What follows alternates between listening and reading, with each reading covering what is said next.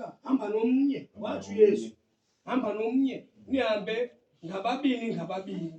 uyabona ukwenzela into ba nikwazi ukusasaza nokushumayela levangeli malibonke igama lenkosi ngamanye amazwi ukuba ngaba kukhona abantu abangenayo amen esekethini kuwe lo ndithetha ukuthi izulu liyancuma liyabulela haleluya now phambi koba ndiqhubekeke ke ndizawuthi kuqala uba ubishophi avule incwadi lana amaxhoba amadala ke mntaka Stofile andikhona ukwasebenzisa kakhulu xa sube senza imisebenzi banokwenza so bona umuntu yabo ukunika intsikelelo nethamsanqa uyaqonda ngoko ke ngokuna ke uba ubishop uzilimbola uzawundikhawulezela andikhangelela incwadi yokwamkela lamalungu afike apha awugqiba eza kwintlanganiso yomhlangano omkhulu wepasika wesidlo senkosi uthe umfundisi wesidlo senkosi ithetha ukuthi uyomhla wegqitho shela umfundisi wethu apha xa icacisa lo mhla ngumhla wogqitho amen zonke izinto zenziwa kuphuthuphuthu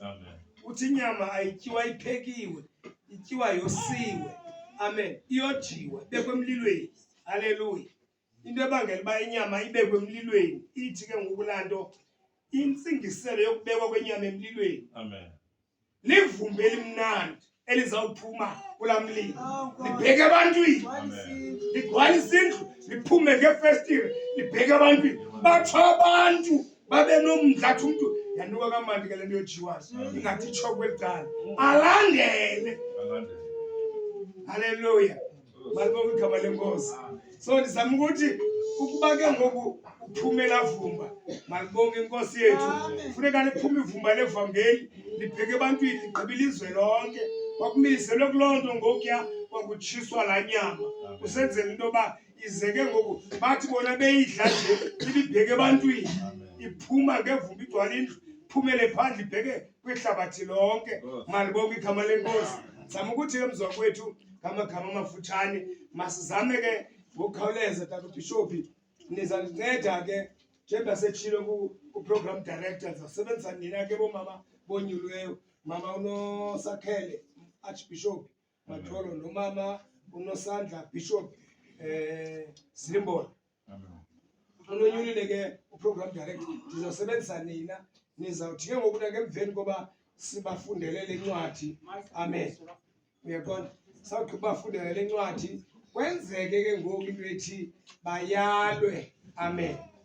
bayalwe baxelelwe umthetho uyabona abantu abafikayo nabantu abatsha noba kuphine noma kusekhampanini amen siyafanana bethu noba kusekhampanini baye banikwe imithetho nemiqathanga yale khampani anamani andivana amen siyafanana bethu kuthiwa kuleni khampani apha kwenziwa kanje kwenziwa kanje